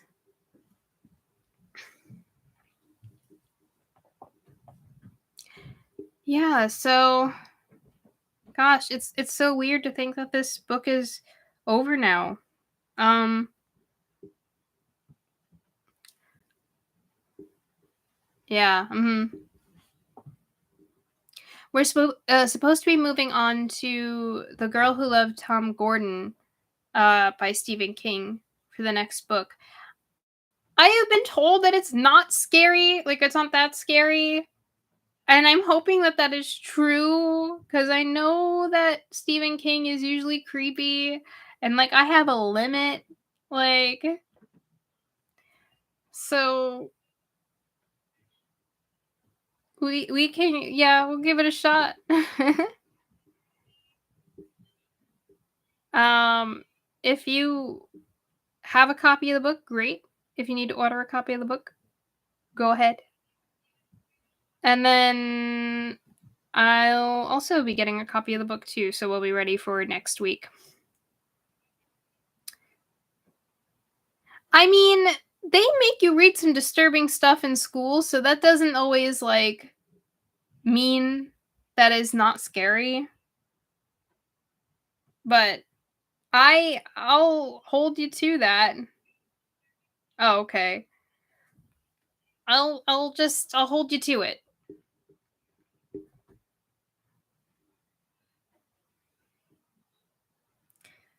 So anyway, that's all we have time for now. I guess not that we're on a time limit, but that's all that we're doing now. And next week we'll go ahead and begin that book. I hope you guys enjoyed. Um I was gonna say feel free to go ahead and visit the YouTube page, but we are on the YouTube page, so if you want to, go check out my other videos here, and you can go ahead and like, comment, subscribe if you'd like. And if you have any comments that you'd like immortalized by time or any questions that you need answered, that is the place to do it. So go ahead and do that. We do this stream every Sunday at 5 o'clock on Twitch, usually, unless it's being an asshat, in which case I guess we'll come over here. I'll go ahead and try to like change up the details of this stream so this way it looks like a proper Quoth the Author video, although I do have to upload the previous episode as well here. So I'll figure all of that all of that out. But in the meantime, I hope you have. What are we looking at? What are you sending me with these cats in boxes? Why? But yeah, so go ahead and check us out there. Join us live for some readings some other time, and hope you had a great time. For now, this has been Sky. Bye bye!